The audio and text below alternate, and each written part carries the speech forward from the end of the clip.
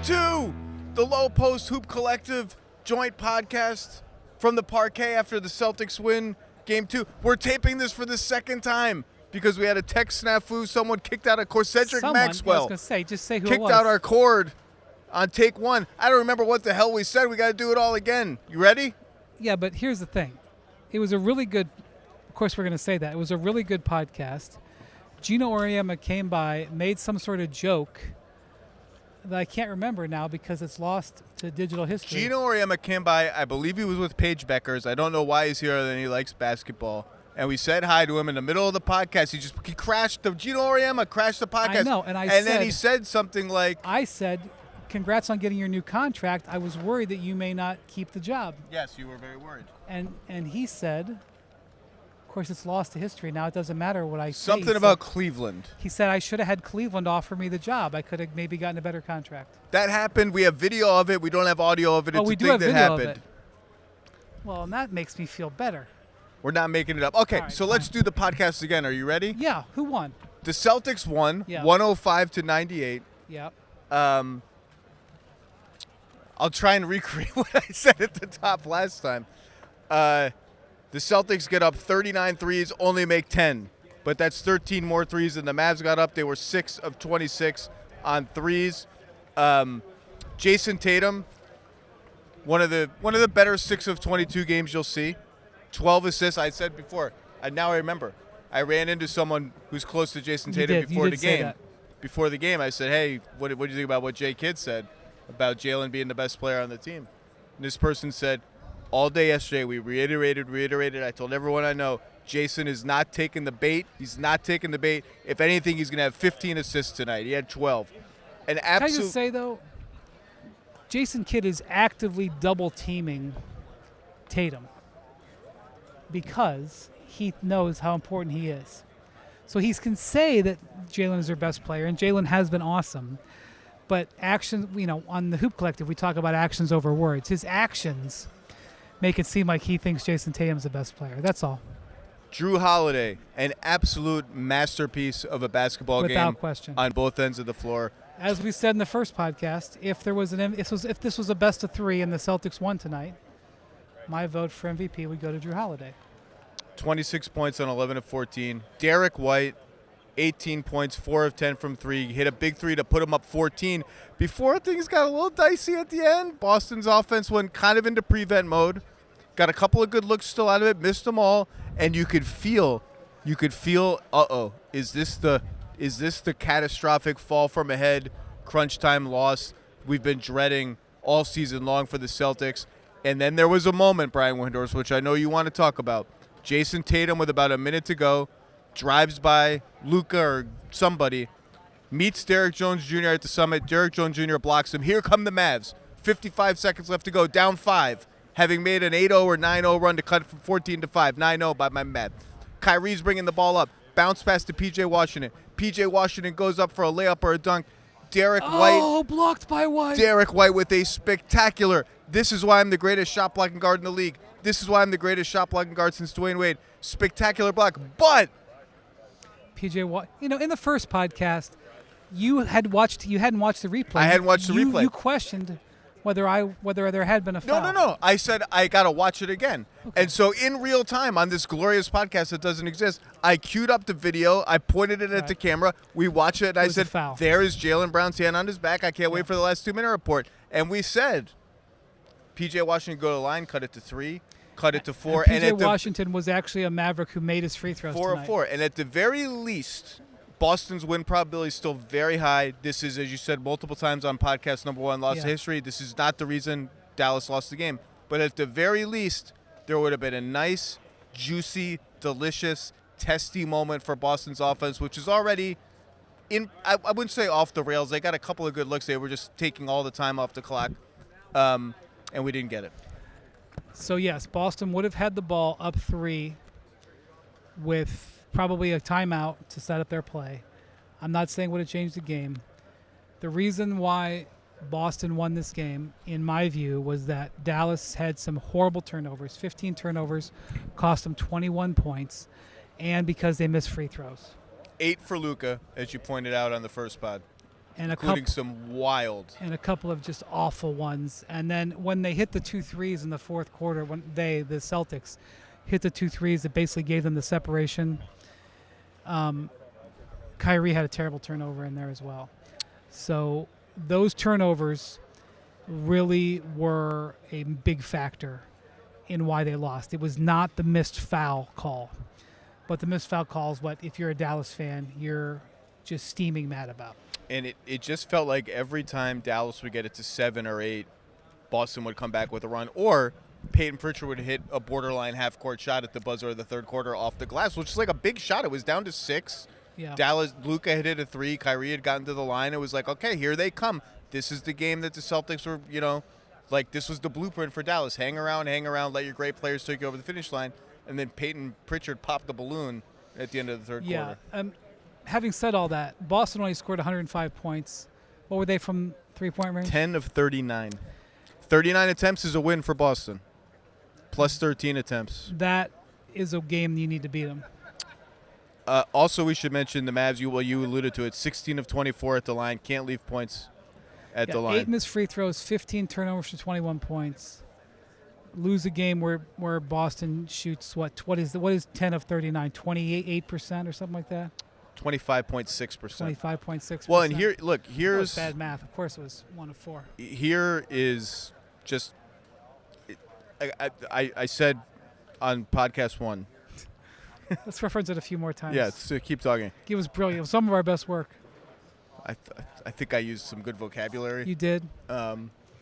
Cedric Maxwell talked trash to James Worthy. Cedric Maxwell asked James Worthy about his ass.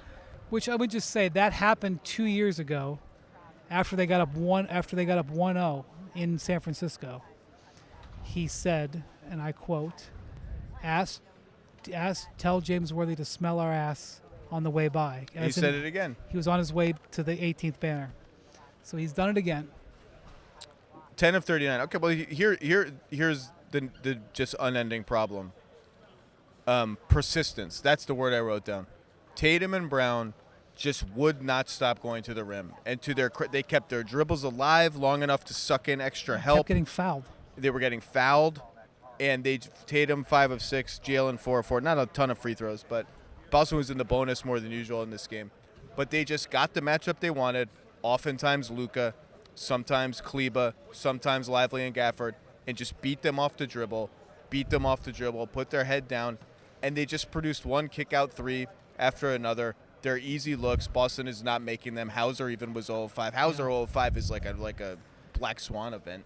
And yeah, Boston got a good look every time down the court. And I just don't know what Dallas is.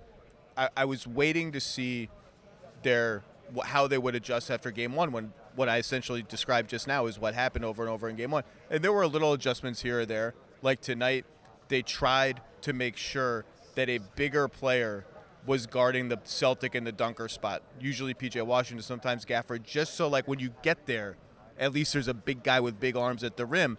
And to do that, sometimes in the middle of possession, they would yank Kyrie out of there, switch places with the bigger defender, and that would leave Kyrie on Tatum or Brown a lot. And Boston is going to watch film and see that and say, hey, if we have like 8-9 on the shot clock, give it to those guys with Kyrie on them, because they're hunting Kyrie too and getting good stuff out of it. I just was waiting to see how would Dallas adjust. Would they try not to give up the switches easily? Sometimes they did, but not that often. Boston basically got every matchup they wanted, went at it, and it was like it's a very simple game plan, and that is why we should bring this up again. That is why the Porzingis leaving the game late with like a little limp or something that Doris was talking about on the broadcast is so important, because Boston's spacing is materially different with Horford versus Porzingis. And look, Dallas is facing a huge uphill battle against a team that is now 78-20 for the season, 14-2 in the playoffs. But they're going home. They have Luka, and we're recording this now, not so short after the game, but still we don't know about Porzingis. What's been said about Porzingis?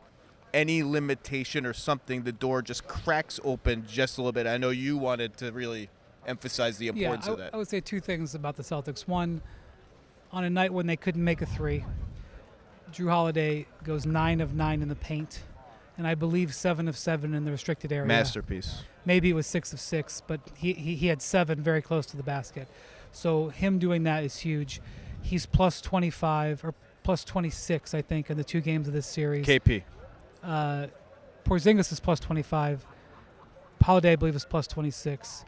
Vitally important play, especially on this night. Porzingis is plus 25 in the 2 games, plus 13 in game 1, plus 12 tonight. The ability to bring him off the bench, game-changing. And so that calf, even if he can still play but is limited, that's the one thing that if you're Boston, Boston's win probability, I'm just going to guess, in my own personal win probability without the analytics, Boston's win probability is probably 85%. For the series? Yeah. Yeah, I think that's fair. The one thing that you're going to give Dallas a chance at, other than the fact that they're going home, is what if Porzingis is not able, what if he's knocked out or greatly reduced? That would give you a better chance. Well, not only is their spacing materially different, but the reason they're switching so much, Dallas, and switching their centers into bad matchups, and by the way, Lively, for the first time, looks a little frenzied and overwhelmed and has had a bad series. Gafford was good tonight. But the reason they're doing that is because they're afraid of Porzingis shooting pick and pop threes. I actually thought they might try to test him a little bit. And they switched up their schemes a little bit, a couple veer back switches here and there, but I thought they would test him out a little bit, and they didn't. They just kept on switching, and then you have the trickle-down effect of, God forbid he can't play, whatever. Cornette has to come back into the rotation, all that. We should probably mention Kyrie Irving, 7 of 18. Another bad game against the Celtics. And you were very impressed, I know, with just there's just no he's facing elite big defenders all over the place. Yeah, he can't get by Holiday and White. And when he does get by them, they bring Tatum or Porzingis or Horford over. He can't generate the windows that he needs to generate to shoot the ball going to the basket. And he's also missing his outside shot, but he can't generate the windows. It's been very hard for him. Tatum defended him really well on switches. I don't know if this was left into the second part of the podcast or not, but I mentioned that Luka went at Tatum quite a bit in the first half. Instead of being so obsessed with attacking Boston's bigs wherever they were, he just sort of accepted, okay, Tatum's on Gafford, bring Gafford to me, they'll switch, and he got by Tatum a bunch of times, and Dallas had a bunch of other counters that they went to a little bit. It didn't help. They had 98 points. They missed a lot of threes too, 6 of 26.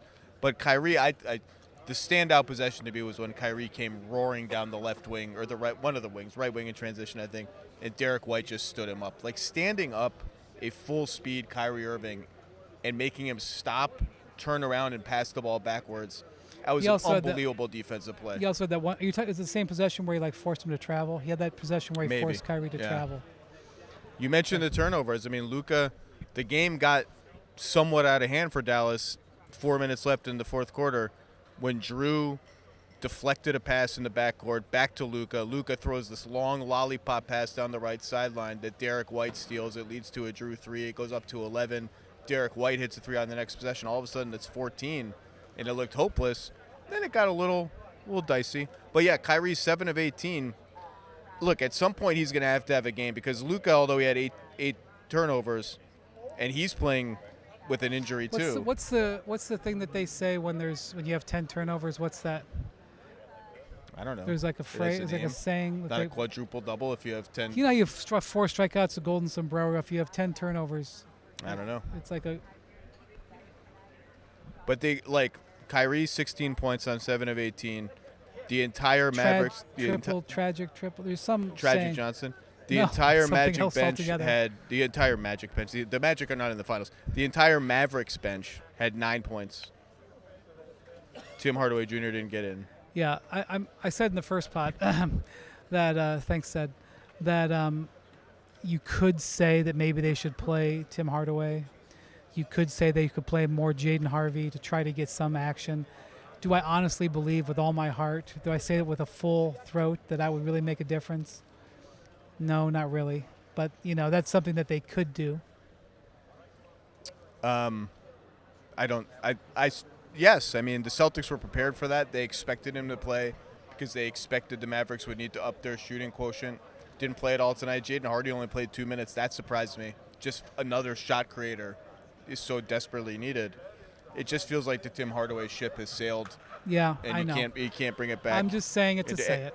And To be Kleba honest, looks like a shell of himself shooting threes, and the Celtics are putting Porzingis his shoulder on is him messed up. and just saying, "Go ahead, launch all the He threes." doesn't Josh trust Green, his shot. You launch all the threes. We've talked about how the Celtics did show a little bit more help towards Luka, particularly after he got cooking. Sometimes a double team, sometimes a late kind of almost double, sometimes just digging down, showing help, shading over, and almost all of it was off Jones, Green, Exum. When he got in, he did make a three. Like they got a little more aggressive, showing Luka some bodies. Yeah. We'll see. Porzingis is big, and we'll see if Kyrie can get untracked. And Dallas might have to see if there's any sort of sets that they can do to generate some better shots, because they are just having – Boston is generating good shots, like I feel like 80 to 90% of the time. Dallas feels like they're generating good shots about 50% of the time.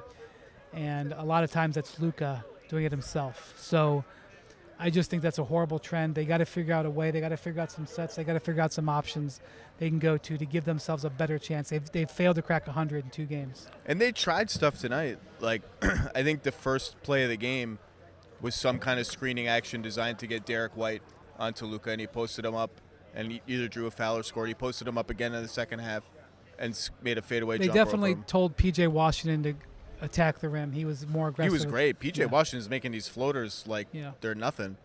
They ran a couple set plays to get Peyton Pritchard onto Luka. Luka exploited that. I think he's going to have to try to do – you can't move Drew Holiday. I get it. But here's the thing with Boston. They're like, okay, fine. We'll have Peyton Pritchard defend Luka 2 or 3 times. Like they're fine with that. It's hard to stop Luka with anybody on him. So they're not – they ran more of their like double screening, double drag actions. They set more picks for Luka at half court, which is something that always works because the defense just is never ready for it. And one of their best plays of the game was Lively set a pick for him at half court and then flipped the screen 3 times. It took 3 picks all in a row, all going further down the floor until the screen hit Drew Holiday. They trapped Luka as a result. Lively got a dunk. Like, that's how hard it is. You got to do all this creative stuff over and over and over again and run all your best stuff just to get a little traction. But you don't want to write off Dallas. They're going home. Like, they're going home, but it's going to be a tough road. Well, I got to go do Sports Center, so they can listen to whatever was left of what we recorded earlier. Yeah, hopefully Cedric is in there somewhere, and hopefully this goes. That a little sound more. You hear that sounds like a record scratch is his probably $500 shoe dragging over our recording equipment. Well, Brian, this was quite an adventure here tonight. There's a Will very I see you with this? I don't remember if this survived. Will I see you for Game 5 back this here? survives. Oh, this survived. Okay, good. This is why it's hard to do this, because we don't know what we said in the part that survived That's and what we right. didn't say the part that survived. I don't know. Apologies for the snafu, but we made something of it. Yeah. I'm sure there was some brilliant insight We made somewhere. We made chicken salad. We made chicken salad out of chicken something. I'm sure there was some brilliant insight. Maybe a joke got lost to history. I think something is lost to history. Other history. than the Geno thing that was mildly interesting, he might have been throwing shade at somebody, was that you hadn't seen the replay of the P.J. Washington foul, and I sort of felt a little bit supreme to you for 4 seconds, but that was lost. I think actually you may have benefited from that, because normally you have everything locked down. Yeah. Your mess of notes is superior to me, but I had seen the replays and you hadn't. So that's one lost. of those plays that this is a little blind spot for me. It's such a spectacular play at a critical time of the game that I just get caught up in like, oh my God, that just happened, and what the game, and then the game ends and I didn't look back at it. You alerted me. Well, to they it. actually on the broadcast it was so amazing in the moment, and Breen had a great call, and it really decided to find the game, and I think they went to break, but the truck saw it and brought it back, and they pointed it out. And by the way, we should mention Cedric Maxwell, I don't think this survived, did mock the Lakers for hanging in the in-season tournament banner. He did. That was a good time. I know. Again, it was those are not good difficult times. to get him to do that. All right, Brian Good Windhorst, times. we will reconvene at some point. somewhere. Yeah. The Boston Celtics are up 2-0, and the Mavericks made it a little interesting, but they are still going to be scrambling for answers ahead of Game 3 on Wednesday. A must-win, obviously. Thank you, Brian. Thank you, Zach. Thanks, everyone, for bearing with us. Well, James, tell me how my ass smells, because we're going to leave you. Oh, boy. Get it again. Oh, boy. Get on. So let me just say what happened there. That was Cornbread Maxwell, Cedric Maxwell, former Finals MVP, 81. Celtics legend, play-by-play radio guy, or color. I set the bait for him. It's not that hard. He wants the bait. You threw in a lot of chum. Yeah. A lot of chum. He, has this sort of the Lakers are sort of the shadow opponent here because the Celtics are trying to get their 18th banner ahead of the Lakers. And, I'm aware. I'm telling the listeners. Okay. And Cornbread, he couldn't stop himself from coming over and talking trash to James Worthy. And then as he walked away, he kicked out our microphone.